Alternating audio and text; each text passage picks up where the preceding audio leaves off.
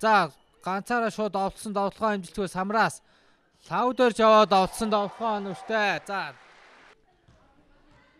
Жамэс өх дамжуултыг доош нь өгсөн Батлавыг орсон зайн бөмбөг хаалтанд орсон. Маш гоё хаалтыг 7 дугаарт ариун бол хийлээ. За шууд бөмбөгийг аваа 3-ын зараа шийдсэн. Хөлөг-Баатар шилжилт амжилттай.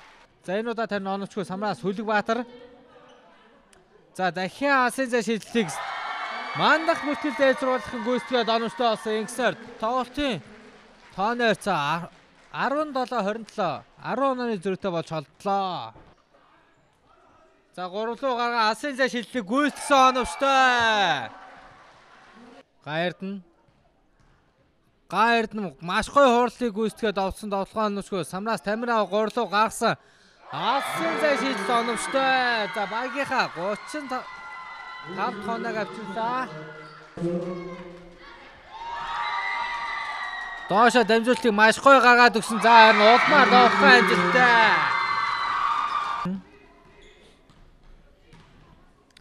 Гаердэн маш гоё дамжуултыг доошо дамжуулсан идэж довтлогоо оновчгүй Самраас бөмбөгийг 4-р тоглож өөрөө аваад олцсон.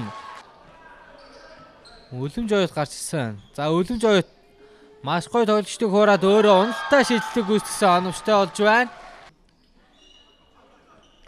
3 руу гаргасан асын зай шийдлийг гүйцэтгсэн оновчгүй.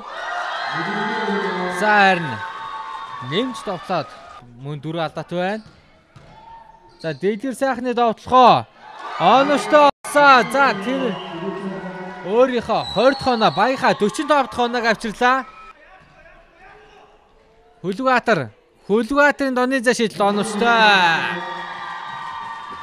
Мандах бүртгэл дээд суулгахын бөмбөг үлцээвэр Гаердны асын зай шийдэл оновчгүй. За харин 7 дугаартай тоглож нэмж довтлоо. Тоглолтын тооны цаг 61-47 болгосон.